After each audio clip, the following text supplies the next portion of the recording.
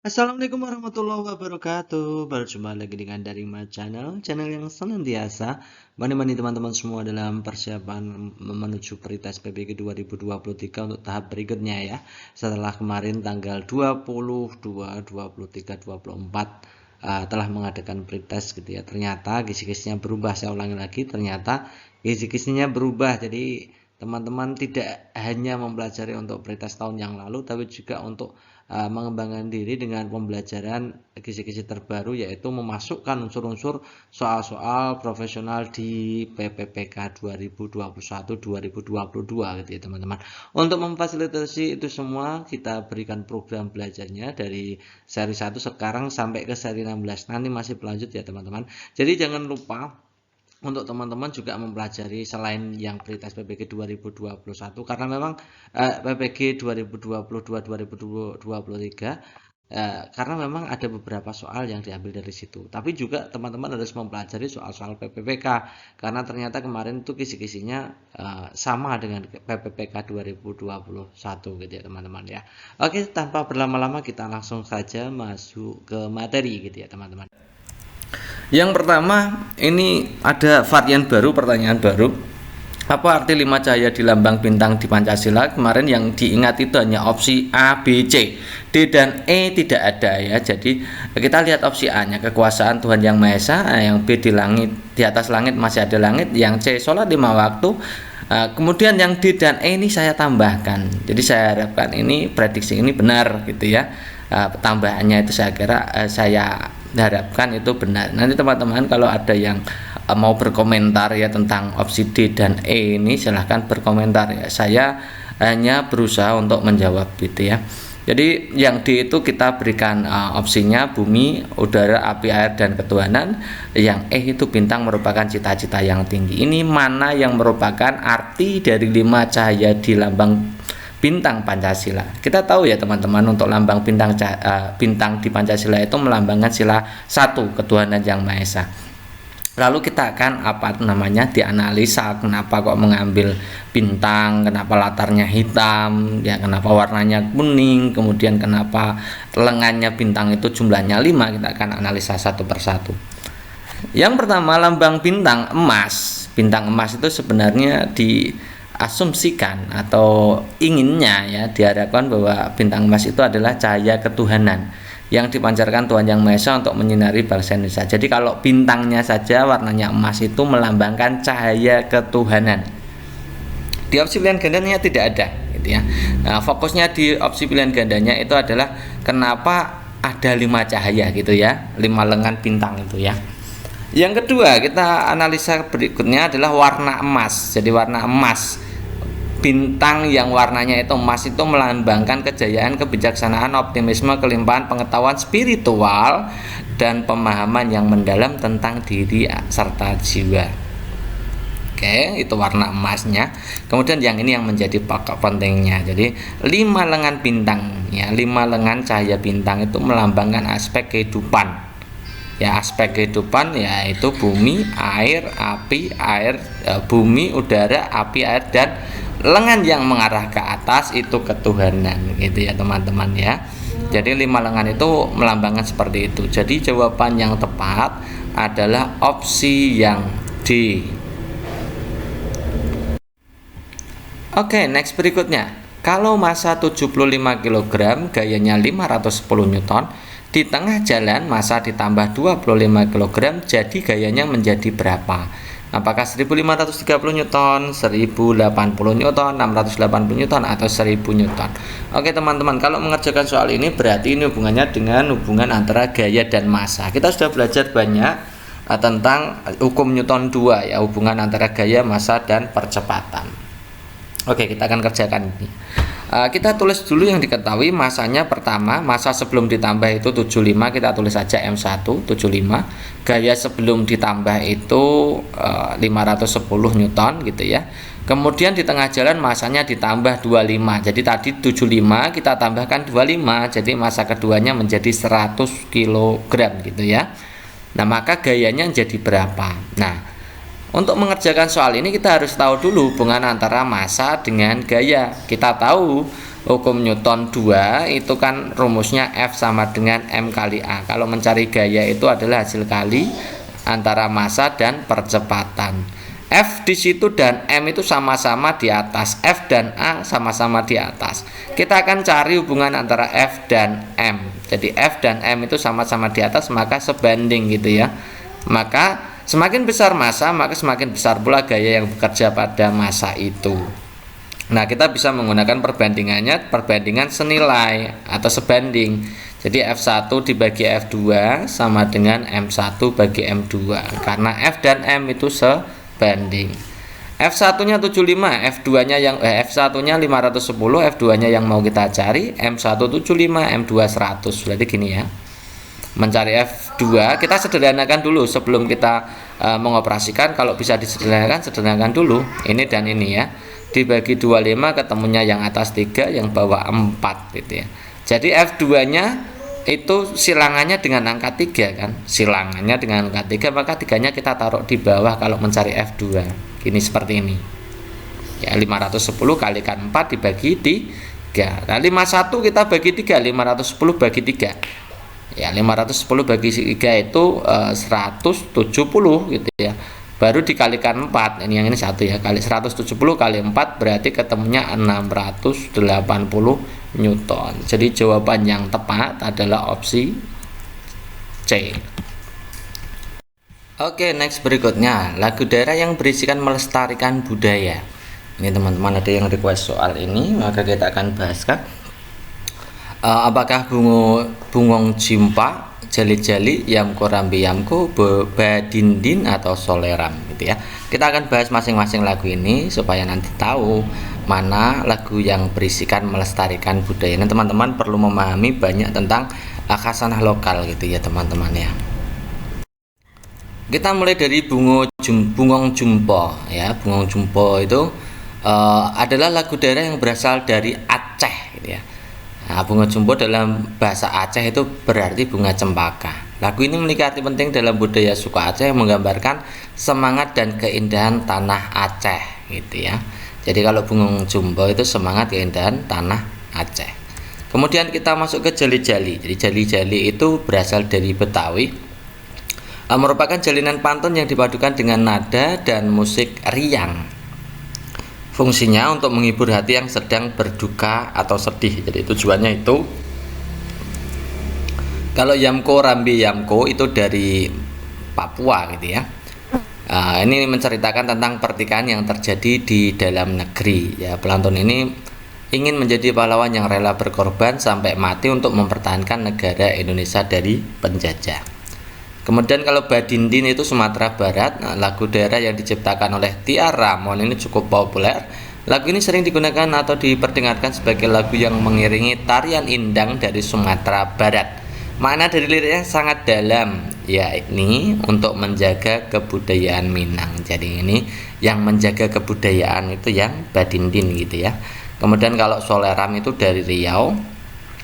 Yang menciptakan adalah Muhammad Arif. Ini ceritanya tentang cinta dan persahabatan. Nah, juga merupakan pesan orang tua kepada sang anak untuk menjaga tali silaturahmi dengan siapapun. Jadi teman-teman harus memahami fungsi atau tujuan dari masing-masing lagu daerah ini ya. Jadi yang mempertahankan kebudayaan tadi apa ya? Badindin ya. Jadi jawaban yang tepat adalah badindin.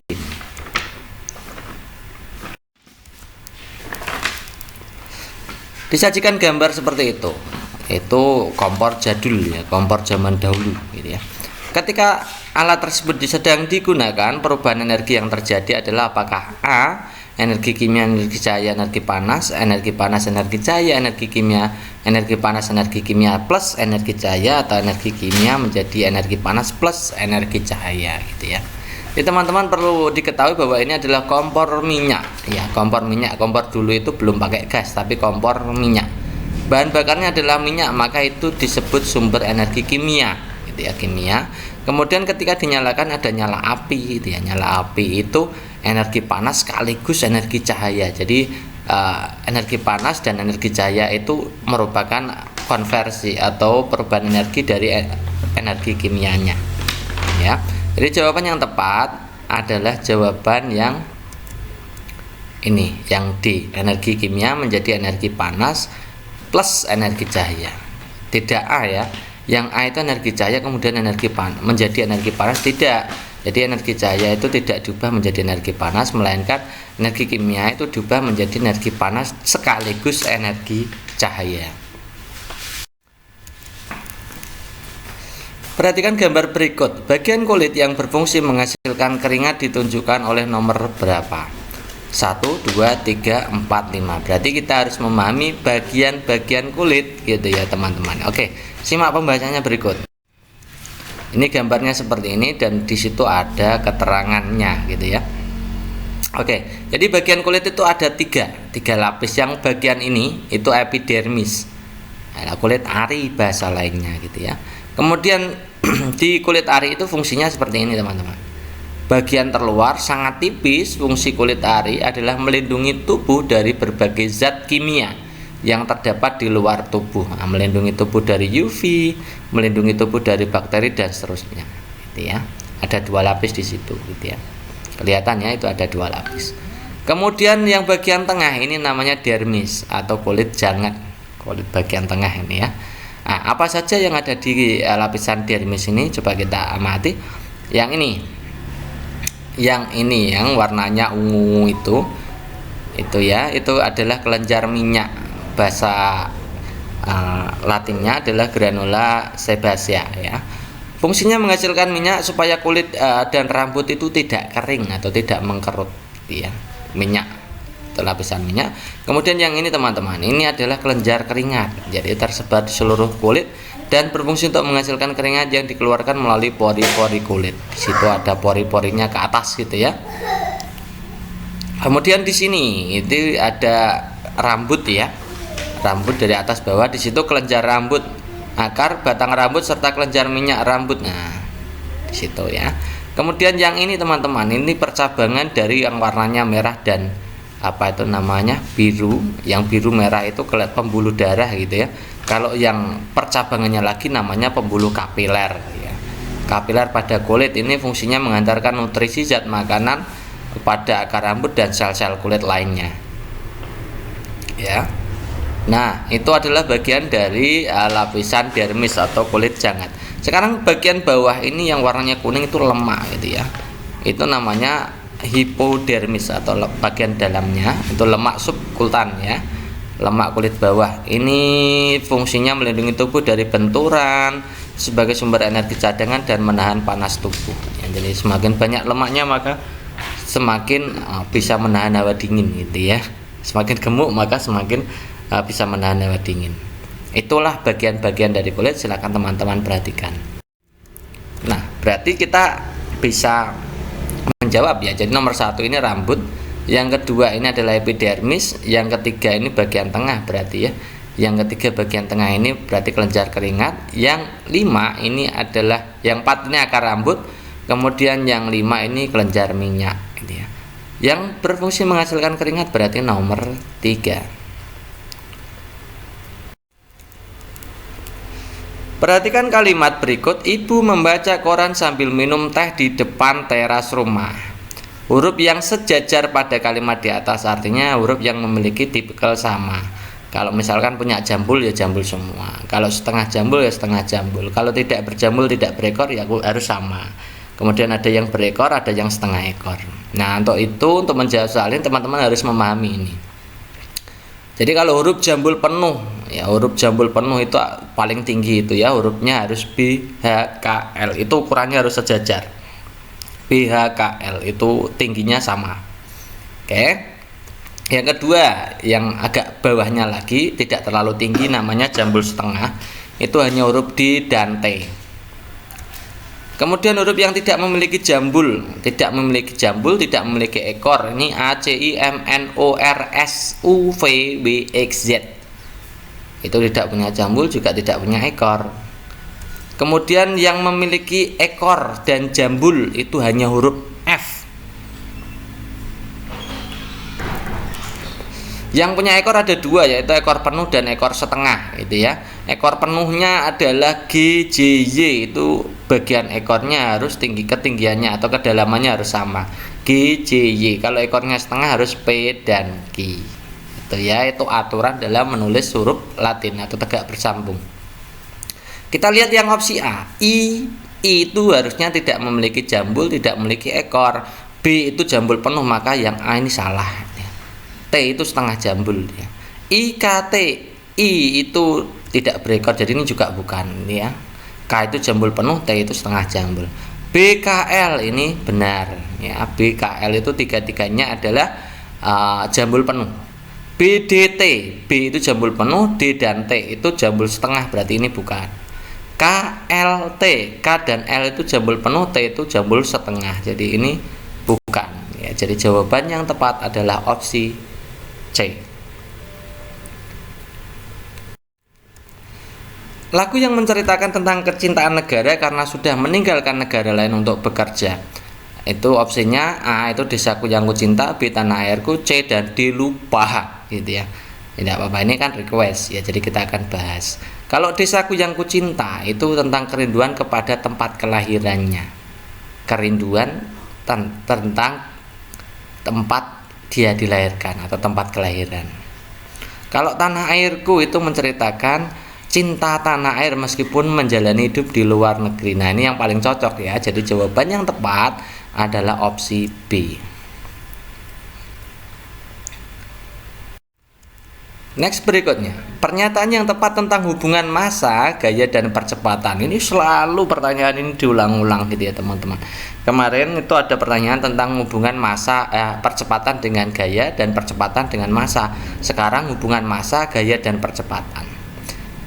Kita lihat yang opsi A, massa benda sebanding dengan percepatan benda. B-nya massa benda berbanding terbalik dengan gaya yang bekerja pada benda tersebut. Opsi C-nya massa benda sebanding dengan kecepatan benda. Opsi D, massa benda berbanding terbalik dengan percepatan benda. Opsi E, massa benda berbanding terbalik dengan percepatan dan gaya. Oke teman-teman, akan kita tahu ya, ini tentang hukum 2 Newton. Hukum 2 Newton itu rumusnya A sama dengan F per M. Ya, kalau dalam bentuk A gitu ya. Jadi kalau yang ditanyakan hubungan antara percepatan, gunakan yang rumus ini. Nah, untuk melihat itu hubungan, teman-teman kan bisa mengetahui bahwa A itu kan bisa ditulis dengan A per 1 ya. A per 1 sama dengan F per M. A per 1 kan A itu sendiri gitu ya. Supaya nanti menjelaskannya lebih mudah itu ya. Kita lihat ya teman-teman, hubungan A dan F. A itu di atas, F itu di atas. Maka sebanding. Ya, sama-sama di atas ya gitu ya. Kemudian A dan M, A itu di atas, M di bawah, maka pasti berbanding terbalik gitu loh, caranya begitu. Nah sekarang kalau hubungannya massanya yang di depan, nah, rumus A sama dengan F per M itu kalau mencari M kan berarti F per A gitu ya, iya kan. Maka kalau kita gunakan seperti tadi, massanya berarti sebanding dengan gaya atau F, M sebanding dengan F. Kemudian massa dan percepatan itu massanya di atas, percepatannya di bawah, maka berbanding terbalik ya. Kita lihat opsi A, massa benda sebanding dengan percepatan benda. Salah ya, harusnya berbanding terbalik. Jadi jawaban yang tepat itu opsi D itu teman-teman. Massa benda berbanding terbalik dengan percepatan benda. Kalau yang opsi E itu salahnya di mana? Nah, berbanding terbalik dengan percepatan, massa itu benar, tapi harusnya massa dengan gaya itu sebanding. Jadi opsi E salah gitu ya. Berikutnya Pak Jody memiliki kebun berbentuk persegi panjang. Panjang dan lebar kebun tersebut berturut-turut 25 meter dan 20 meter. Di sekeliling kebun akan ditanami pohon mangga. Jarak antar pohon 10 meter. Dan harga setiap bibit mangga itu 50.000. Biaya yang dibutuhkan berapa? Itu ya, opsi pilihan gandanya seperti itu. Nah, kita tahu bahwa persegi panjang itu di situ di sekeliling, berarti hubungannya nanti dengan keliling ya. Masa panjangnya 25, lebarnya 20. Nah, karena di sekeliling maka kita harus menentukan keliling. Keliling persegi panjang kan 2 dalam kurung P tambah L, atau supaya tidak terjadi kesalahan perhitungan, teman-teman bisa menggunakan rumus P tambah L tambah P tambah L gitu aja. Pasti benarnya gitu ya. Jadi P tambah L tambah P tambah L itu 25 tambah 20, 25 tambah 20, Kalau kita hitung itu ternyata 90 meter. Kelilingnya 90, padahal jaraknya atau J, kita simbolkan J itu 10 meter per pohonnya. Nah, maka banyaknya tanaman kan kita bisa rumuskan K dibagi J. Kelilingnya dibagi jarak masing-masing pohon atau jarak antar pohon. K-nya 90, J-nya 10, 90 dibagi 10 ketemunya 9. Jadi tanamannya kita butuh 9. Nah, setelah itu harganya ternyata 50.000 satu tanamannya, maka biayanya ya tinggal kalikan saja. 9 kali 50.000 ketemunya 450.000. Jadi jawaban yang tepat adalah opsi D. Next, pertanyaan berikutnya, saya dapat soal pemilu, mengambil kartu, memasukkan kartu, mengisi jari tinta hitam, menentukan pilihan. Urutan pencoblosan saat pemilu yang tepat adalah yang mana? Jadi kalau ini kan terpotong ya, jadi pertama itu harusnya registrasi dulu gitu ya. Ya, menukarkan kartu undangan, mengambil kartu kemudian ya. Oke, kita urutkan ya, mengambil kartu, memasukkan kartu, mengisi jari tinta hitam, menentukan pilihan. Urutan yang pertama pasti ambil kartu dulu. Ini ya, kemudian setelah ambil kartu masuk bilik menentukan pilihan. Kemudian setelah masuk bilik menentukan pilihan, dilipat lagi, masukkan dalam kotak ya, memasukkan kartu dalam kotak. Kemudian kalau mau pulang baru diberi tanda bahwa dia sudah mencoblos dengan menempelkan jari ke tinta hitam dia, jadi 4 ini. Jadi urutan yang tepat harusnya jawabannya adalah 1, 4, 2, 3. Salah satu tempat wisata yang terkenal dari Kabupaten Bantul adalah Gumuk Pasir di Parangkusumo. Namun kondisi gumuk pasir tersebut semakin kritis akibat ulah manusia. Upaya yang tepat untuk menyelamatkan gumuk pasir tersebut adalah A. Memperluas vegetasi pantai di kawasan gumuk pasir. B. Menanam tanaman bakau untuk mengurangi abrasi pantai. C. Memindahkan seluruh bangunan di sekitar kawasan gumuk pantai pasir yang menebangi pohon-pohon dan sterilisasi bangunan di kawasan gumuk pasir gitu ya. Oke, untuk menjawab soal ini kita harus ini saya berikan ini aja. Nah, jadi Gubernur DIY Sri Sultan Hamengkubuwono X itu telah lama menghimbau zona inti Gumuk Pasir Parangkusumo harus bebas dari bangunan usaha atau rumah warga gitu ya. Ini untuk menyelamatkan gumuk pasir. Jadi jawabannya memindahkan bangunan di sekitar kawasan inti gumuk pasir. Jawaban yang C. Kenapa tidak menggunakan yang B? Itu gumuk pasir itu sudah bagus ya teman-teman. Kalau ditambahi dengan tanaman bakau nanti sudah bukan lagi seperti objek wisata gitu ya. Vegetasi pantai di kawasan gumuk pasir tidak, menebangi pohon ini jelas nanti malah mengganggu gitu ya. Jadi jawabannya yang C ini ya. Perhatikan gambar berikut. Ini ada gambar seperti itu. Tahapan daur hidup hewan tersebut yang menguntungkan bagi petani. Apakah telur, larva, nimfa, imago? Dilihat teman-teman, ini adalah tanaman kumbang kura-kura. Jadi tanaman kumbang kura-kura itu memakan hama kecil, hama yang lebih kecil seperti trips, apis, itu dimakan dia. Nah, karena dimakan maka nanti menguntungkan manusia ketika proses dewasanya gitu ya. Ketika dewasa gitu ya. Kalau telur itu tidak berpengaruh apa-apa terhadap petani. Kalau larva itu ulet ya, ulatnya itu memakan daun ya, ini jelas merugikan. Nimfa itu kecil, bentuknya kecil tidak. Imago itu yang memakan apis strip tadi. Jadi ini imago itu dewasa memakan hama. Ini menguntungkan gitu ya teman-teman. Jadi jawaban yang tepat yang imago. Jadi kupu-kupu, kemudian kumbang kura-kura seperti ini itu yang bermanfaat untuk petani itu adalah yang imagonya, daur yang imago. Yang merugikan jelas yang yang larva atau ulatnya.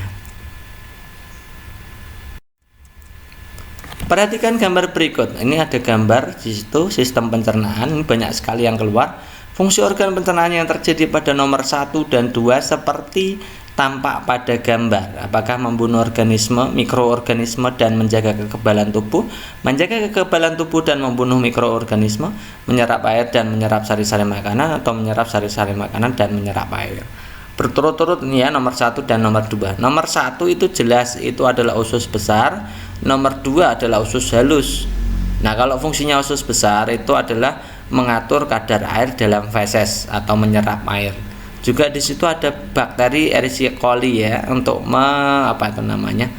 mengubah bentuk fesesnya itu ya. Kalau usus halus itu khusus untuk menyerap sari-sari makanan.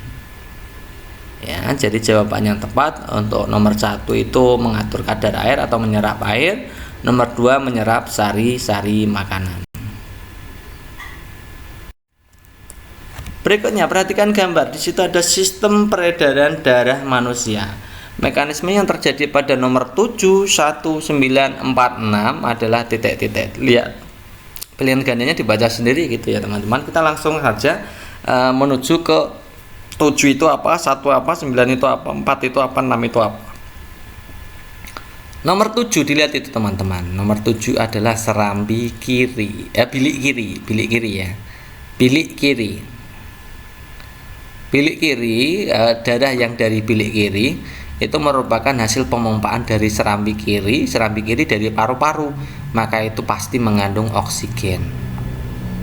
Ya, mengandung oksigen, kemudian dari bilik kiri itu masuk ke angka 1 itu di atas dan bagian bawah. Itu setelah bilik kiri itu masuknya ke arteri atau pembuluh nadi atas dan nadi bawah.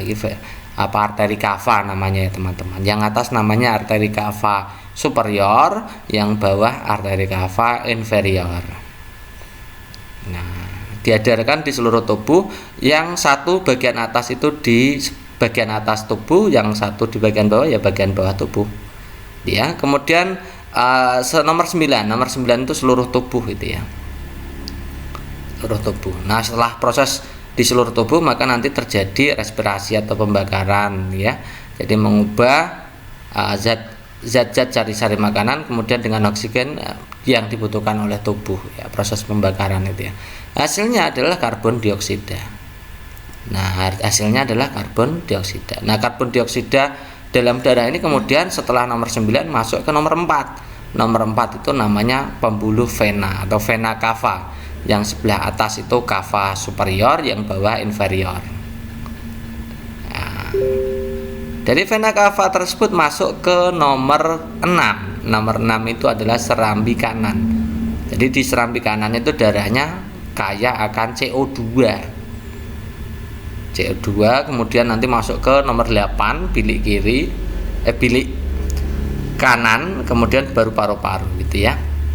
Jadi urutannya seperti itu.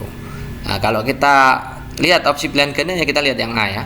Bilik kiri memompa darah miskin oksigen. Nah, harusnya bukan miskin oksigen tapi kaya oksigen. Yang B, bilik kiri memompa darah kaya oksigen, yes, ke seluruh tubuh. Kemudian darah kaya karbon dioksida mengalir ke serambi kanan, yes, itu ya. Yang C, bilik kiri memompa darah miskin oksigen, ini benar ya. Miskin oksigen harusnya kaya, kalau bilik itu kaya. Bilik kiri memompa darah kaya oksigen, yes. Kemudian darah miskin karbon dioksida, itu harusnya bukan miskin karbon dioksida tapi kaya karbon dioksida, mengalir ke serambi kanan. Jawabannya itu. Berikutnya perhatikan gambar. Di situ ada gambar orang yang memecah batu, kemudian di situ ada gambar pemain basket yang sedang memainkan bolanya, memantul-mantulkan itu ya. Pengaruh gaya terhadap benda yang ditunjukkan pada kegiatan tersebut apa? Apakah A, benda diam menjadi bergerak dan mengubah arah gerak benda, benda diam menjadi bergerak dan mengubah bentuk benda, benda bergerak menjadi diam dan mengubah bentuk benda. Nah, kemudian yang D, benda bergerak menjadi diam dan mengubah arah gerak benda. Di situ dilihat teman-teman. Yang gambar awal ini itu kan batu mulanya besar, dikenai gaya, dipukul ya, dikenai gaya kemudian menjadi hancur berkeping-keping gitu ya. Maka itu mengubah bentuk benda. Pertama mengubah bentuk benda. Kemudian di situ ada gambar kedua, itu orang yang memainkan bola. Pertama bola kan pasti diam, kemudian dipantulkan ke bawah, jadi bergerak itu ya. Jadi mengubah mengubah benda diam menjadi bergerak, ya. Nah, mengubah benda diam menjadi bergerak, maka jawaban yang tepat jawabannya adalah B, mengubah benda diam menjadi bergerak dan mengubah bentuk benda. Cara penggunaan panel surya yang dimanfaatkan dalam kehidupan sehari-hari adalah titik-titik. Lihat ya opsi pilihan gandanya, cahaya matahari mengenai panel surya di atap, panel mengkonversi energi menjadi arus AC, kemudian inverter mengubah listrik menjadi DC yang dapat digunakan untuk menyalakan listrik rumah, dan selanjutnya ya. Jadi ini tentang alur pemanfaatan panel surya. Kita akan jawab. Kita juga sudah pernah menjawab ini kelihatannya ya, mekanisme penggunaan panel surya. Jadi pertama itu sel surya dulu. Sel surya itu adalah alat yang digunakan untuk menyerap mengubah sinar matahari menjadi energi listrik. Hasil energi ini kemudian disatukan menjadi satu, jadi dalam satu panel surya. Kemudian hasil panel surya itu adalah arusnya adalah arus DC. Panel surya itu arusnya DC, kemudian dimasukkan ke aki gitu ya, di aki, masukkan ke aki dengan cas controller ya, dicas dulu ke aki. Kemudian baterai ini menyimpan muatan listrik ya, sel surya mengonversi energi cahaya menjadi energi listrik. Energi tersebut kemudian disimpan pada baterai. Nah, itu posisinya di baterai itu kan DC gitu ya. Inverter adalah perangkat yang digunakan untuk mengubah DC menjadi AC. Jadi setelah di baterai itu arusnya DC. Kemudian agar bisa digunakan maka harus diubah ke AC, karena barang-barang perlengkapan kita itu berarus AC. Gitu ya, saya ingat kembali, kalau baterai itu arusnya adalah DC, supaya bisa digunakan maka kita gunakan inverter mengubah DC menjadi AC. Jadi kita bisa jawab ya, jawaban yang tepat opsinya adalah opsi yang mana ini nanti ya. Kita langsung aja ya, kita analisa satu persatu ya. Cahaya matahari mengenai panel surya di atap, oke. Panel surya mengkonversi energi menjadi arus AC, bukan ya teman-teman. Jadi panel surya itu mengkonversi energi menjadi harusnya DC. Jadi opsi A jelas sudah salah. Cahaya matahari mengenai panel surya di atap, panel mengonversi energi menjadi arus AC. Ini juga salah ya, harusnya DC. Cahaya matahari mengenai panel surya di atap, kemudian energi diubah menjadi DC, yes. Kemudian dialirkan ke inverter, inverter mengubah menjadi arus AC, dapat digunakan. Nah, oke, yes ini. Yang D, cahaya matahari mengenai panel surya di atap, kemudian energi diubah menjadi arus DC yang mengalir ke generator. Ini tidak ada generatornya ya teman-teman ya. Jadi pakainya adalah inverter, bukan generator. Jawaban yang tepat adalah opsi C. Perhatikan gambar berikut. Jenis gaya yang digunakan pada kegiatan tersebut adalah titik-titik. Jelas ya teman-teman, di situ lihat ya opsi pilihan gandanya gaya otot, gaya gesek, gaya otot, gaya pegas, gaya dorong, gaya otot, gaya dorong, dan gaya gesek. Ini jelas ya. Di situ ada gesekan tidak? Tidak, karena di situ pakainya roda, jadi tidak perlu gesekan. Beda dengan meja. Jadi jawaban yang tepat adalah gaya dorong dan gaya otot. Yang pertama, perhatikan gambar di bawah ini. Di situ nomor 1 ada pesawat terbang, kemudian nomor 2 ada penggaris yang menarik kertas, nomor 3 ada terjun payung, keempat ada kompas di situ, dan kelima ada kelapa jatuh. Yang merupakan gaya gravitasi adalah nomor apakah 123, 145, 135 atau 134. Oke. Nah, kita harus tahu dulu ya teman-teman, gaya gravitasi itu apa gitu ya. Jadi gaya gravitasi itu salah satu jenis gaya yang dipengaruhi oleh gaya tarik sebuah benda ke pusat bumi. Gitu ya, intinya seperti itu. Jadi gaya tarik dari bumi itu sendiri gitu ya, terhadap benda-benda di atasnya. Nah, kalau begitu kita langsung bisa menyimpulkan gitu ya. Kalau pesawat itu dipengaruhi oleh gaya gravitasi bumi apa tidak? Ya tentu saja, karena itu di atas permukaan bumi dan memiliki massa. Maka ini pasti adalah gaya gravitasi. Ya, intinya kalau punya massa dan berada di atas permukaan bumi itu berarti ada gaya gravitasi yang muncul gitu. Yang kedua, itu ada potongan kertas yang ditarik oleh penggaris, itu bukan gaya gravitasi ya teman-teman, itu adalah listrik statis gitu ya, gaya listrik gitu ya. Kemudian di situ ada orang terjun payung, itu juga pasti dipengaruhi gaya gravitasi. Kalau tidak dipengaruhi gaya gravitasi, mungkin saja terjun payung itu tidak akan pernah mendarat ke tujuannya gitu ya, melayang-layang di udara terus. Itu kalau tidak ada gaya gravitasinya. Maka ini gaya gravitasi. Yang keempat, itu ada penggunaan kompas. Kompas itu bukan merupakan aplikasi dari gaya gravitasi, karena kompas itu sebenarnya adalah gaya magnet bumi gitu ya. Kemudian yang kelima itu kelapa jatuh. Kelapa bisa jatuh itu tentu saja dipengaruhi oleh gaya gravitasi menuju ke bumi ya kalau jatuh ya. Nah, jadi yang merupakan gaya gravitasi adalah nomor 1, nomor 3, dan nomor 5. Jawaban yang benar adalah opsi C. Berikutnya, tradisi nurunken dan turun mandi adalah khasanah budaya lokal Indonesia. Tradisi tersebut merupakan adat dalam rangka titik-titik gitu ya.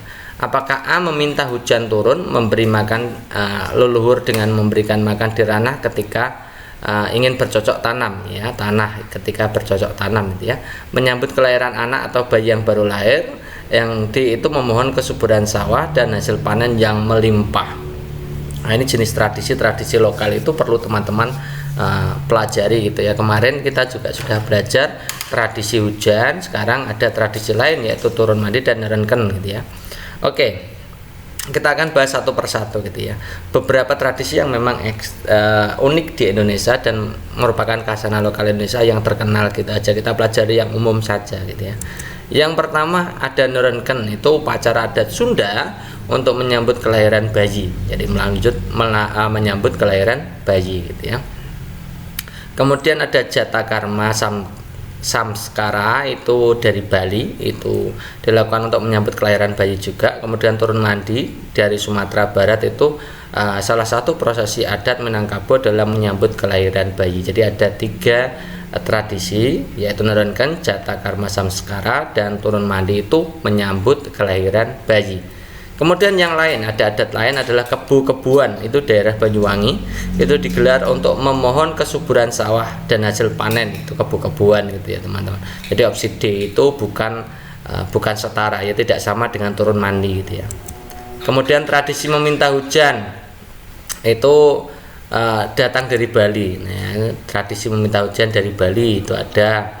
Kemudian cowongan, itu tradisi minta hujan juga gitu ya. Kalau dari Bali itu yang kebu kendi itu ya. Kemudian Serentahun, itu upacara adat panen pada masyarakat Sunda ya. Kalau panen itu pada masyarakat Sunda itu ada Serentahun. Kemudian Patika, itu merupakan tradisi masyarakat Liu, diadakan setiap tanggal 14 Agustus. Ini merupakan tradisi turun-menurun dengan memberi makan atau sesajen kepada arwah leluhur ya. Kemudian ada ritual Bui Loka, itu dilaksanakan rutin setiap tahun, dilakukan untuk memberi makan kepada leluhur. Jadi yang untuk memberi makan kepada leluhur itu ada Patika dan ritual Bui Loka gitu ya. Kalau Serentahun itu adat panen padi ya. Jadi teman-teman sudah memahami beberapa adat itu ya teman-teman. Jadi jawaban yang tepat kalau tradisi turun mandi tadi dan nurunken itu berarti menyambut kelahiran bayi gitu ya. Jawaban yang tepat adalah opsi C. Lanjut ke nomor berikutnya, perubahan energi yang terjadi pada dinamo sepeda adalah titik. Apakah A, energi kimia, energi kinetik, energi cahaya, kinetik listrik cahaya, kimia panas cahaya, atau kinetik energi potensial dan energi cahaya gitu ya. Oke, jadi teman-teman perlu tahu ini soal seperti ini kelihatannya sederhana, tapi ini sebenarnya adalah soal Hertz gitu ya. Teman-teman mungkin untuk era sekarang itu sudah tidak mengenal sepeda yang berdinamo ya. Nah, kalau tidak mengenal, coba teman-teman lihat ini bentuknya seperti ini ya. Ini dinamo pada sepeda waktu sepeda zaman dulu itu ada model seperti ini. Nah, bagian ini namanya dinamonya, dinamo sepeda gitu ya. Yang ini itu lampunya Jadi dinamo sepeda itu khusus untuk lampu sepeda. Oke. Jadi roda sepeda ini prinsip kerjanya begini teman-teman. Jadi ketika roda sepeda itu berputar, itu otomatis memutar roda dinamo itu, karena di situ ditempelkan ya. Ketika ujung dari dinamo itu ada roda dinamo itu diletakkan pada roda atau ban sepeda itu. Ketika ban sepeda berputar, maka roda berputar. Ini maka adanya energi gerak, atau bahasa lainnya adalah energi kinetik. Energi gerak itu energi kinetik, gitu ya teman-teman. Tidak perlu saya tulis di situ ya. Kemudian otomatis ketika kepala dinamo atau roda dinamo itu berputar, maka as dinamo dan magnet yang ada di dalamnya juga berputar karena terhubung itu ya. Kemudian karena magnet yang ada di dalam dinamo itu berputar, maka terjadi perubahan garis gaya yang ditangkap oleh kumparan. Nah, hal itu menyebabkan menghasilkan listrik ya, listrik DC. Jadi energi kinetik atau energi gerak berubah menjadi energi listrik. Kemudian ujung kumparan itu dihubungkan dengan lampu sepeda. Nah, jadi lampu sepeda bisa menyala gitu ya. Jadi kalau kita urutkan, pertama energi gerak atau energi kinetik menjadi energi listrik, kemudian menjadi energi cahaya gitu ya. Jadi jawaban yang tepat adalah opsi B.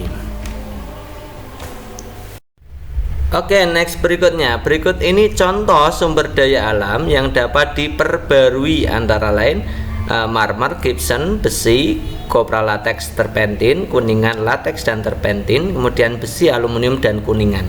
Jadi teman-teman kemarin ada FR ya dari teman itu, Kak, tolong dibahas tentang energi yang dapat diperbarui dan energi yang tidak dapat diperbarui. Nah, kali ini kita berikan contohnya seperti ini, contoh soalnya. Nanti kalau ada teman-teman yang mengingat soalnya seperti apa beserta opsi pilihan gandanya, silakan teman-teman taruh di kolom komentar gitu ya. Nah, kita sementara ini belajar dulu yang ini gitu ya. Jadi sumber daya alam itu ada yang dapat diperbarui dan sumber daya alam yang tidak dapat diperbarui. Nah, sumber daya alam yang dapat diperbarui itu disediakan oleh alam dalam jumlah yang sangat banyak dan perkiraannya tidak akan habis dalam waktu yang lama gitu ya. Masih dapat diupayakan untuk tetap tersedia. Contohnya adalah tumbuhan, hewan, sinar matahari, angin dan macam-macam, itu hanya contohnya.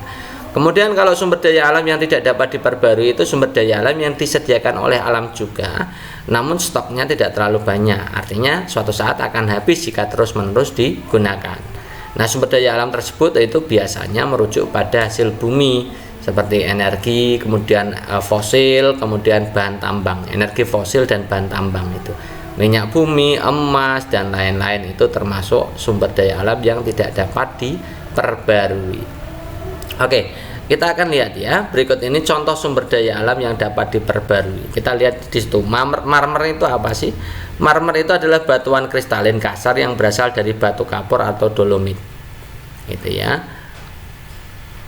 Kalau gypsum itu merupakan salah satu jenis mineral dalam kadar kalsium yang tinggi.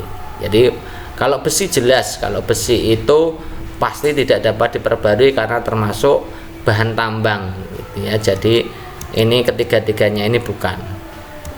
Kemudian kopra itu daging buah kelapa yang dikeringkan. Jadi kalau kopra itu pasti otomatis adalah dapat diperbarui. Kalau latex itu apa?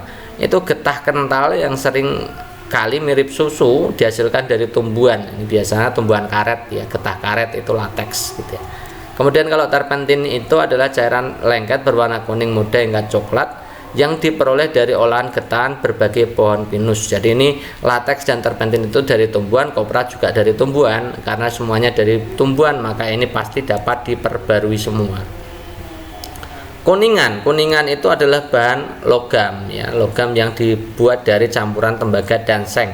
Otomatis itu adalah logam, bahan tambang, berarti bukan ya. Ini bukan. Latex itu ya, terpentin ya, tapi yang opsi yang kuningan itu tidak, besi tidak, aluminium tidak, kuningan tidak. Jadi jawaban yang benar adalah opsi B. Oke, next berikutnya. Tujuan amandemen Undang-Undang Dasar 1945 pasal 1 ayat 2 adalah titik-titik.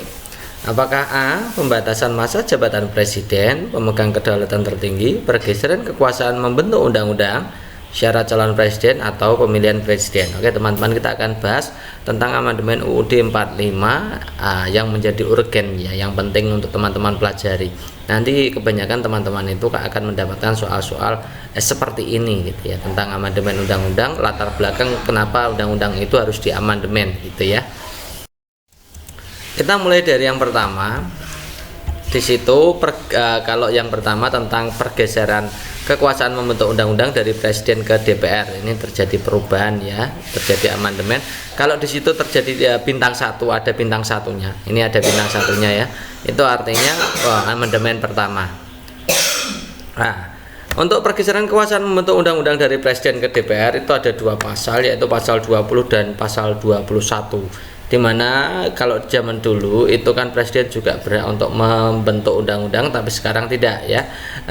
Dewan Perwakilan Rakyat memegang kekuasaan membentuk undang-undang.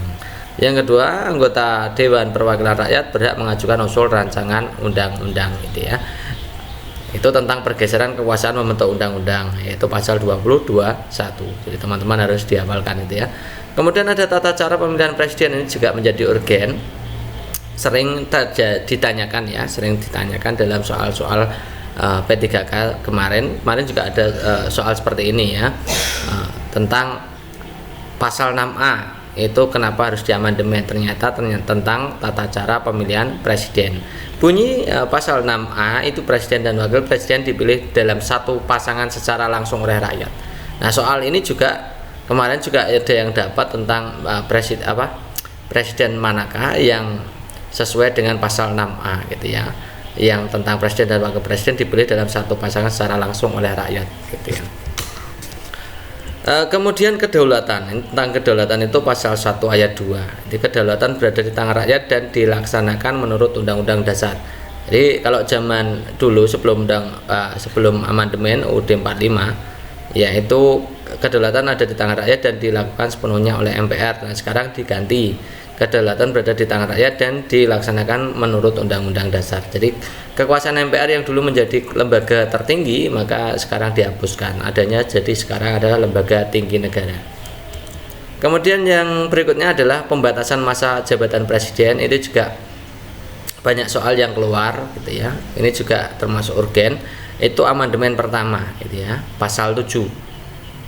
Kalau ada bintangnya 1 berarti amandemen pertama ya, dimana bunyinya adalah presiden dan wakil presiden memegang jabatan selama 5 tahun dan sesudahnya dapat dipilih kembali dalam jabatan yang sama hanya untuk 1 kali masa jabatan. Ini yang sudah berlaku, kemarin ada soal tentang itu, presiden mana yang sesuai dengan pasal 7.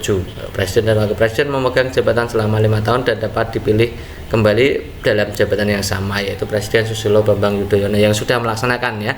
Kalau Jokowi kan belum selesai, nanti kalau sudah selesai, kalau tidak mencalonkan lagi gitu ya, berarti sudah sesuai dengan pasal 7 amandemen pertama gitu ya. Kemudian ada lagi pasal yang urgent juga yang perlu teman-teman pelajari, yaitu tentang syarat menjadi calon presiden.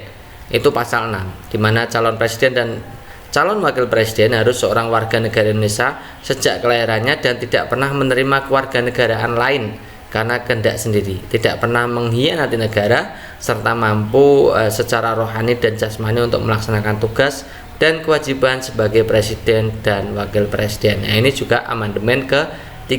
Ini terkait dengan dulu itu calon presiden dan wakil presiden itu orang Indonesia asli gitu ya, sekarang diganti warga negara Indonesia sejak kelahirannya. Meskipun itu orang asing, keturunan orang asing, tapi kalau sejak kelahirannya ternyata warga negara Indonesia, maka itu boleh mencalonkan diri menjadi calon presiden gitu ya. Nah, dari apa yang sudah kita bahas tentang pasal-pasal urgen yang terdapat pada amandemen UUD 45, di sini yang ditanyakan adalah tujuan amandemen UUD 45 pasal 1 ayat 2. Pasal 1 ayat 2 tadi adalah menghapuskan peran MPR sebagai lembaga tinggi negara, tertinggi negara menjadi lembaga tinggi negara. Artinya adalah terjadi perubahan tentang pemegang kedaulatan tertinggi gitu ya. Jadi jawaban yang tepat adalah opsi B. Perhatikan gambar roller coaster yang akan bergerak paling cepat pada posisi apa. Ini gambarnya seperti ini. Posisinya di A, B, C, D, dan E. Di situ dilihat teman-teman. Perhatikan gambar roller coaster akan bergerak paling cepat pada posisi apa? Apakah posisi A, B, C, D, atau E? Nah, pada roller coaster itu adalah aplikasi dari penerapan hukum kekekalan energi mekanik, teman-teman. Energi mekanik itu apa? Kita akan jelaskan seperti ini. Jadi energi mekanik itu adalah penjumlahan antara energi potensial dan energi kinetik.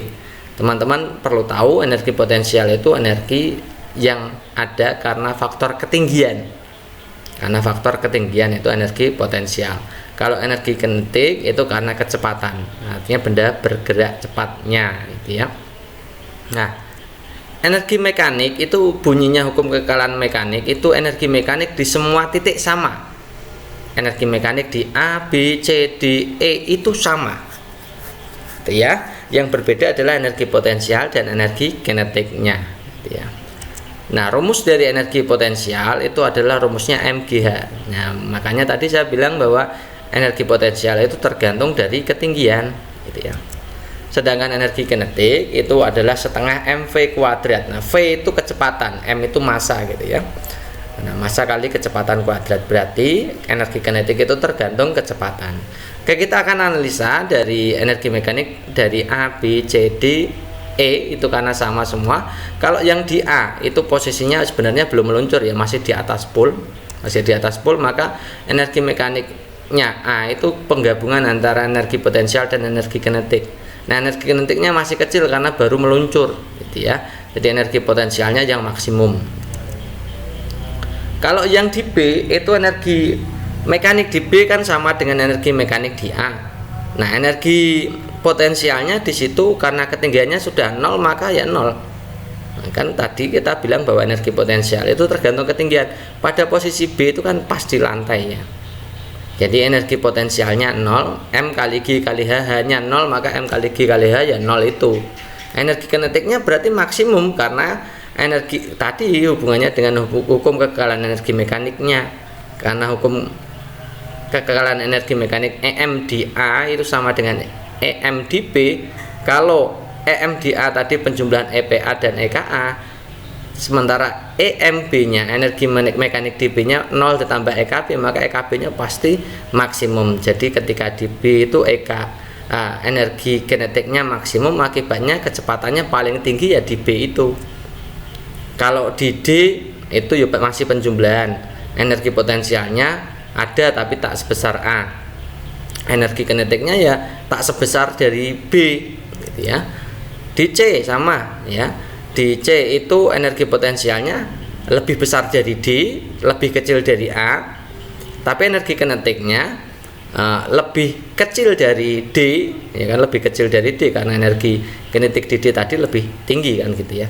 Di E juga ya, E itu gambarnya kan sama ya dengan di D, maka energi potensial di E itu ya kurang lebih sama dengan di D, yaitu energi potensial E dan energi kinetik di E ya. Jadi ketika di roller coaster itu kuncinya gini teman-teman, saya jelaskan kuncinya itu kalau yang kecepatan maksimum itu yang paling bawah, gitu ya.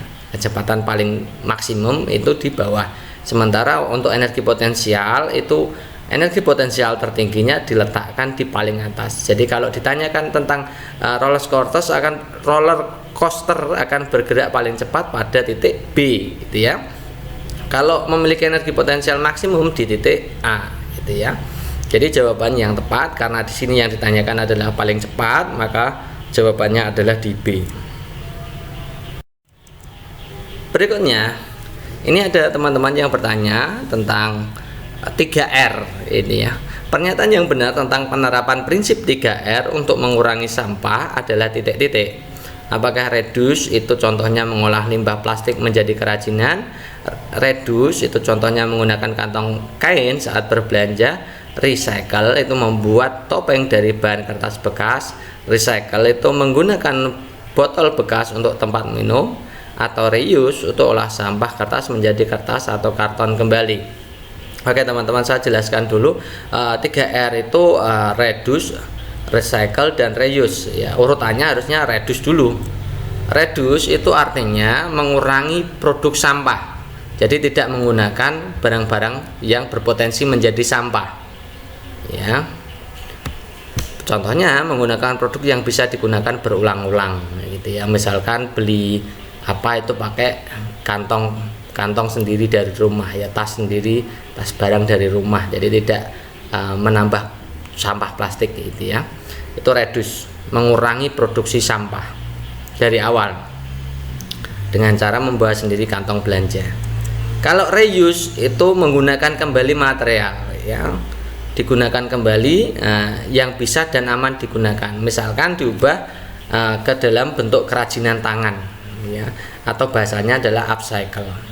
Jadi diubah ke bentuk kerajinan tangan atau digunakan kembali bahan-bahannya yang dalam kategori bisa dan aman ya. Artinya reuse tadi menggunakan kembali material untuk produk ya. Produk lain maksudnya gitu ya, misalkan kerajinan tangan atau apa gitu ya. Kalau recycle itu mendaur ulang sampah, misalkan kertas dikumpulkan menjadi kertas lagi, itu mendaur ulang ya. Meleburkan, mencacah, melelehkan ya, kembali menjadi produk baru ya. Tadi ya saya sudah kasih contoh tentang kertas, misalkan kertas bekas kemudian didaur ulang lagi untuk menjadi kertas bekas lagi. Itu kan bedanya reuse dan recycle itu. Kalau reuse tadi diubah ke dalam bentuk kerajinan lain, misalkan botol bekas plastik itu kemudian dipotong-potong untuk dijadikan vas bunga, itu namanya reuse. Kalau recycle ya botol bekas plastik kemudian didaur ulang menjadi botol bekas plastik lagi gitu ya. Tentunya kualitasnya pasti mengalami penurunan. Oke, sekarang kita analisa yang opsi A, reduce. Reduce tadi adalah mengurangi ya, mengurangi produksi sampah, yaitu contohnya mengolah limbah plastik menjadi kerajinan. Padahal tadi mengolah limbah plastik menjadi kerajinan harusnya adalah reuse. Jadi reduce-nya ini salah, harusnya ini adalah reuse. Kemudian reduce itu menggunakan kantong kain saat berbelanja. Yes, ini ya, betul ya. Reduce tadi mengurangi, jadi menggunakan kantong kain saat berbelanja itu mengurangi produksi sampah plastik. Yang C, recycle. Contohnya membuat topeng dari bahan kertas. Nah, membuat topeng dari bahan kertas itu artinya sebagai bahan kerajinan gitu ya. Menggunakan bahan yang tidak terpakai untuk bahan kerajinan, artinya harusnya bukan recycle tapi reuse. Recycle menggunakan botol bekas untuk tempat minum. Botol bekas untuk tempat minum itu artinya digunakan kembali untuk hal yang lain. Itu berarti harusnya adalah reuse juga. Reuse olahan sampah kertas menjadi kertas atau karton kembali. Nah, kalau sampah kertas menjadi kertas atau karton kembali itu bukan reuse tapi harusnya adalah recycle. Ya, jadi jawaban yang tepat adalah opsi B. Berikutnya, perhatikan gambar berikut. Dari gambar tersebut merupakan kegiatan apa? Apakah reduce, recycle, reuse, atau reproduksi? Di situ dilihat teman-teman gambarnya ya. Gambarnya di situ kelihatannya adalah botol bekas ya, botol air mineral bekas itu diubah menjadi bentuk kerajinan kan gitu ya, menjadi vas bunga gitu ya. Itu artinya apa? Tadi kita sudah pelajari itu, jadi saya kira teman-teman juga paham ya. Untuk mengulang kembali saya berikan pengertiannya ya. Reduce tadi adalah reduce artinya mengurangi produk sampah ya, menggunakan kantong misalkan gitu ya, tadi sudah ya. Recycle artinya meleburkan kembali untuk jadi produk itu lagi gitu ya, produk baru itu lagi gitu ya. Reuse tadi menggunakan untuk keterampilan untuk barang-barang produk lain gitu ya, yang tentunya masih aman dan bisa digunakan ya. Jadi reduce, recycle, reuse. Di situ adalah gambarnya adalah gambar vas bunga dari botol air mineral. Jadi menggunakan bekas botol air mineral digunakan untuk produk kerajinan. Artinya adalah reuse gitu ya. Jadi jawaban yang tepat adalah opsi C. Berikutnya, penyebab gajah dan harimau turun ke perkampungan adalah apakah migrasi harimau, penebangan pohon, hutan jadi kebun, memburu gading dan kulit gitu ya. Ini juga termasuk soal yang menjebak ya. Jadi teman-teman nanti pasti tahu gitu ya, kalau ini kok pilihan gandanya bagus semua gitu ya. Lalu jawaban yang tepat yang mana gitu ya. Oke, kita berikan untuk literasinya seperti ini. Jadi kita harimau dulu ya. Jadi harimau Sumatera, ini saya kasih contoh harimau Sumatera. Harimau Sumatera yang turun ke pemukiman warga di Kecamatan Langkahan, Aceh Utara dipicu karena kerusakan hutan. Jadi harimau itu turun ke perkampungan karena hutannya rusak gitu ya. Yang kedua, harimau masuk ke pemukiman atau perkebunan warga karena adanya alih fungsi lahan dan penebangan hutan. Ya, jadi penebangan pohon dan hutan dijadikan kebun itu, kalau hutan dijadikan kebun kan berarti alih fungsi lahan. Kalau penebangan pohon kan juga masuk di situ. Sehingga habitatnya terganggu, akibatnya adalah harimau turun ke pemukiman penduduk. Berikutnya, mereka turun ke kampung, artinya harimau itu turun ke kampung karena makanannya di kawasan hutan itu sudah menipis. Nah, adanya perburuan rusa, akhirnya harimau itu cari makan dengan cara ke pemukiman warga memakan ternak. Itu kalau harimau ya. Sekarang kita lihat yang gajah. Jadi seringnya gajah bermunculan disebabkan karena habitat mereka yang semakin lama semakin berkurang. Sama ya, habitatnya semakin berkurang karena biasanya tentang alih fungsi lahan dan penebangan gitu ya.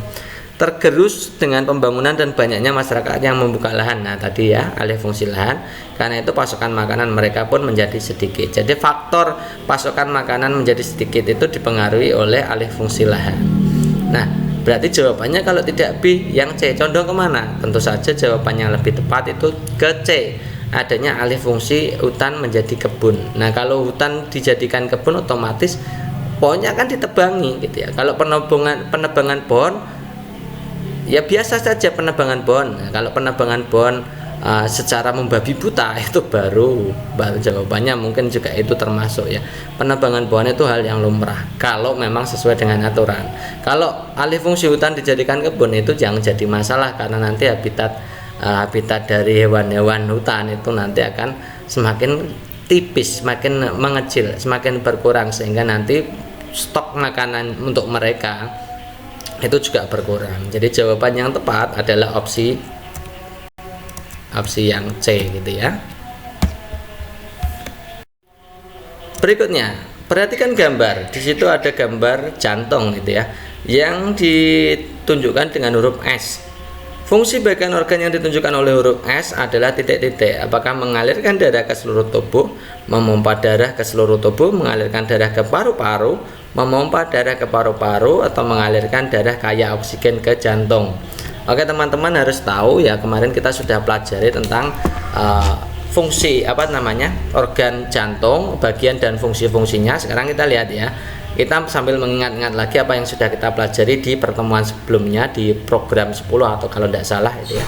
Itu kalau gambar S itu adalah jelas itu gambar aorta. Aorta itu adalah pembuluh darah besar yang nanti akan disalurkan ke arteri ya, arteri kava dan arteri kava ya, baik superior maupun inferior. Nah fungsi dari aorta itu hanya mengalirkan darah gitu ya. Mengalirkan darah dari bilik keri ke arteri kava menuju seluruh tubuh gitu ya. Jadi fungsinya hanya mengalirkan, tidak memompa. Kalau memompa itu fungsinya jantung, bagian-bagian jantung gitu ya. Kita lihat yang opsi A, mengalirkan darah ke seluruh tubuh. Yes, ini ya. Memompa darah ke seluruh tubuh. Kalau memompa darah yang ke seluruh tubuh itu bukan aorta. Yang memompa darah menuju seluruh tubuh itu adalah bilik kiri. Mengalirkan darah ke paru-paru, kalau menuju paru-paru itu bilik kanan, arteri. Kalau mengalirkan arteri ya, itu bukan memompa tapi mengalirkan darah ke paru-paru itu arteri pulmonalis. Memompa, kalau memompa berarti bagian jantung ya. Memompa darah ke paru-paru itu bilik kanan. Mengalirkan darah kaya oksigen ke jantung itu vena pulmonalis. Jadi jawaban yang tepat adalah opsi A. Oke, next berikutnya. Perhatikan gambar berikut itu ada gambar seseorang yang sedang bermain bola gitu ya. Kegiatan pada gambar menunjukkan gaya dapat mengubah apakah A. bentuk dan arah gerak benda, bentuk dan kecepatan benda, posisi dan bentuk benda, D. itu gerak dan posisi benda. Coba teman-teman perhatikan. Nah, di situ orang sedang ngoper gitu ya. Jadi bola diam menjadi bergerak tentu gitu ya. Jadi karena bola diam menjadi bergerak itu terjadi perubahan kecepatan gitu ya. Kemudian bola bergerak diubah arahnya. Itu berarti mengubah arah gerak juga. Arah gerak juga berubah karena di situ itu menendang itu bisa arahnya kemana saja gitu ya. Kemudian karena di situ ada dia menjadi bergerak, kemudian maka terjadi perubahan posisi bola. Jadi dari kaki menuju ke tiang gawang, misalkan menendang ke gawang, itu berarti terjadi perubahan posisi. Itu pada gambar gitu ya. Kalau kita lihat apakah mengubah bentuk benda, jelas tidak ya. Bola itu kalau ditendang masih utuh bentuknya bola. Jadi tidak pada gambar di atas itu berarti bukan mengubah bentuk benda. Jadi yang bentuk-bentuk itu salah semua ya. Opsi A ada bentuknya, opsi B ada bentuknya, opsi D ada, opsi C ada bentuknya. Maka jawaban yang tepat adalah opsi D. Pohon bakau bisa tumbuh di lingkungan dengan kadar garam tinggi, terendam air, tanah berpasir, dan sedimen lumpur.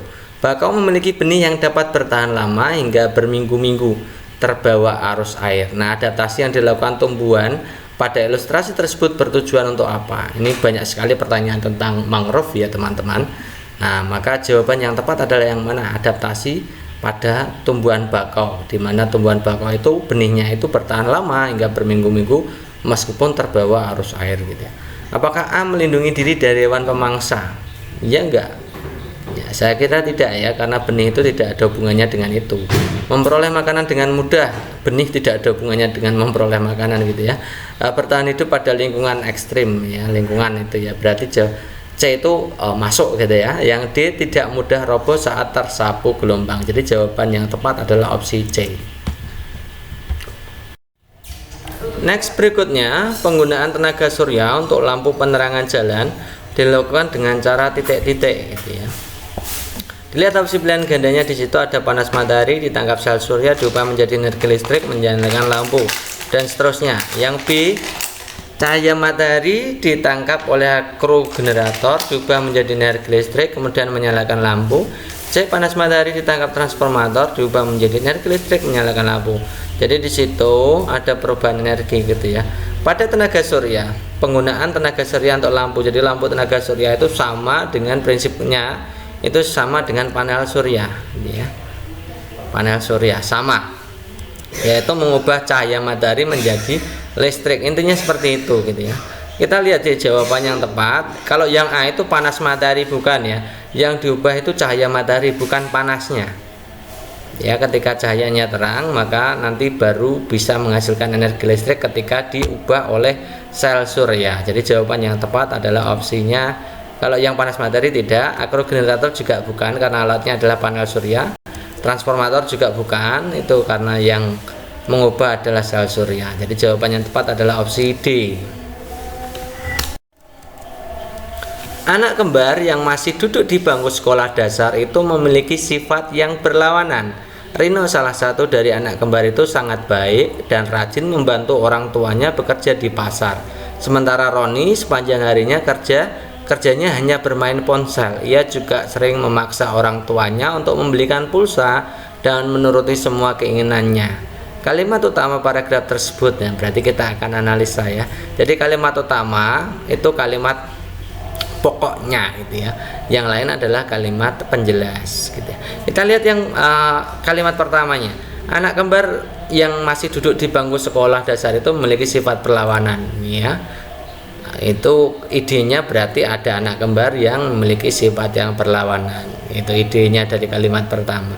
Yang kedua, Rino salah satu dari anak kembar, berarti Rino salah satu anak kembar baik, rajin membantu orang tuanya. Itu menjelaskan apa yang dikatakan oleh kalimat pertama, di mana memiliki sifat yang berlawanan. Berarti yang kalimat kedua itu menjelaskan kalimat pertama, kan gitu ya. Kemudian sementara Roni sepanjang harinya hanya bermain ponsel. Ini juga untuk menjelaskan kalimat pertama tadi, karena memiliki sifat berlawanan ya.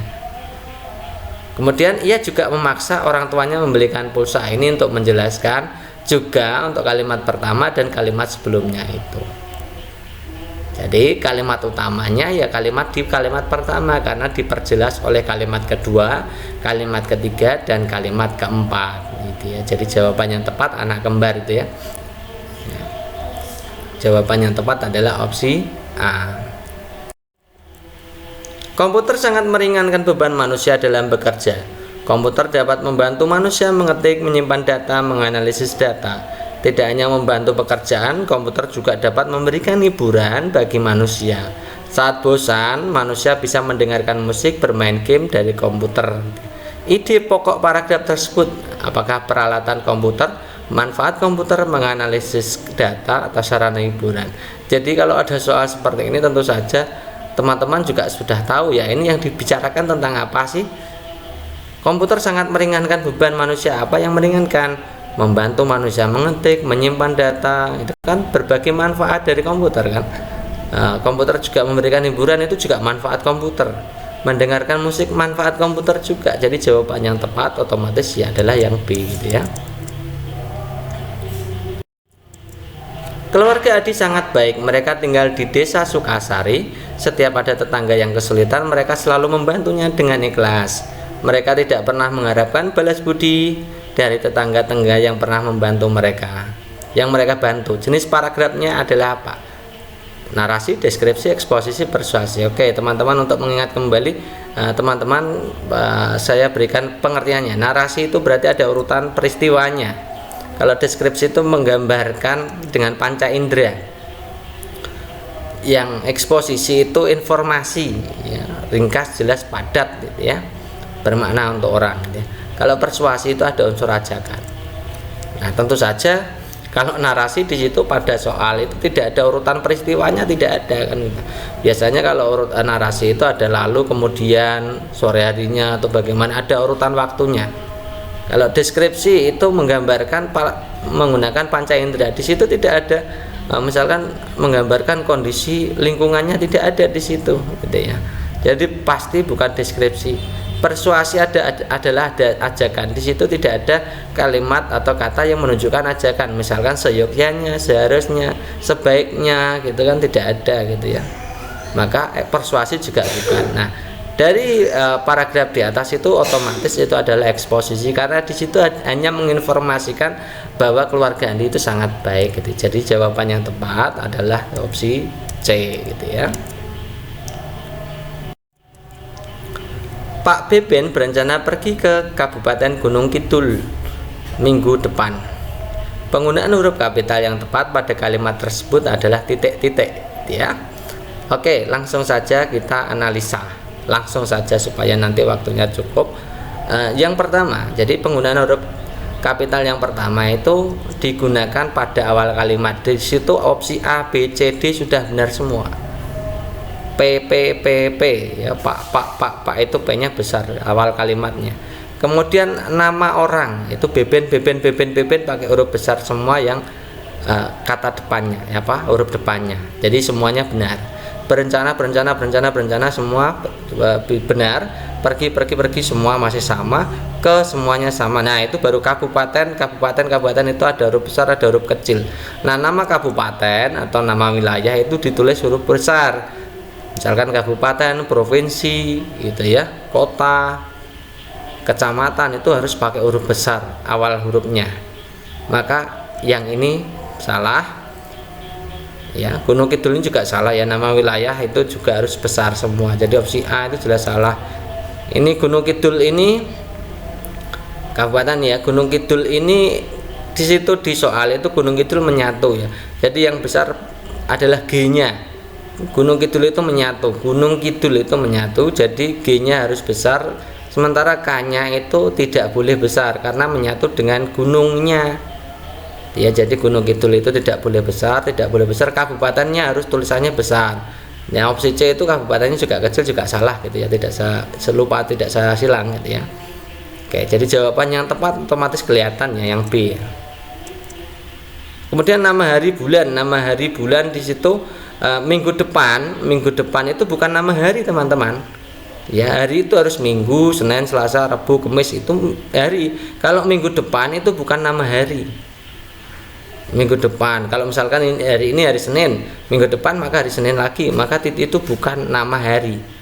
Ya, minggu depan, lusa itu juga bukan, Selasa lusa itu bukan merupakan nama hari, gitu ya. Minggu depan tidak boleh ini ya. Nah, harusnya kecil semua, tidak boleh besar. Minggu depan itu M-nya harus kecil, gitu ya. Jadi jawabannya yang tidak ada silangnya opsi B, gitu ya.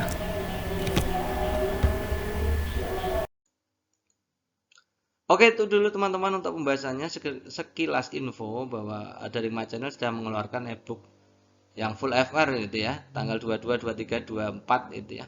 Harganya 50.000 untuk mohon maaf sekali untuk trayeknya tidak kita buatkan karena waktunya belum ada gitu ya. Bagi teman-teman yang berminat untuk ebook full FR gitu ya, ada nomor telepon di sini, silakan teman-teman catat, hubungi saja gitu ya. Via WA aja gitu ya, teman. Nah, terima kasih atas perhatiannya. Cukup sekian. Assalamualaikum warahmatullahi wabarakatuh.